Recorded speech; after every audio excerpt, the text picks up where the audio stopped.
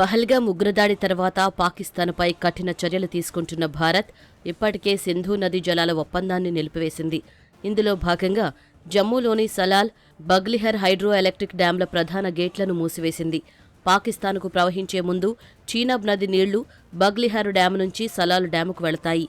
ఈ రెండు డ్యాంల గేట్లు మూసివేయడంతో పాకిస్తాన్కు వెళ్లే నీరు చాలా వరకు తగ్గింది. దాయాది దేశంలోని పంజాబ్ ప్రావిన్స్కు ఈ నీరు కీలకం కావడంతో గట్టి దెబ్బ తగిలినట్టేనని అధికారిక వర్గాలు చెబుతున్నాయి.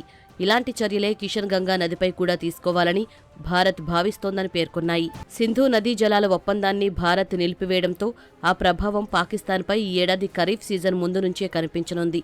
పాకిస్తాన్కు చెందిన Indus river system authority IRSA అంచనాల్లో ఈ విషయం వెల్లడైంది.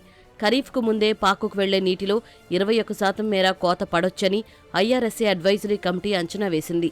ఖరీఫ్ సీజన్కు ముందు, ఆ తర్వాత నీటి లభ్యతపై సోమవారం ఇస్లామాబాద్లో ఐఆర్ఎస్ఏ సమావేశం నిర్వహించింది. ఆ తర్వాత ఓ ప్రకటనలో ఈ విషయాన్ని వెల్లడించింది.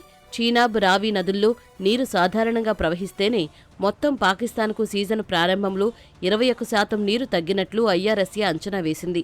ఇక రోజువారీ సమీక్షలు జరిపి చీనాబ్లో నీటి లభ్యత తగ్గితే తమ అంచనాలను మారుస్తామని పేర్కొంది. ఇక ఖరీఫ్ సీజన్లో పాకిస్తాన్ గణనీయమైన నీటి కొరతను ఎదుర్కొంటుందని తెలిపింది. అకస్మాత్తుగా నీటి మట్టం పడిపోవడం వల్ల పాక్లోని మరాల డ్యాం వద్ద నీటి కొరత ఏర్పడిందని వెల్లడించింది.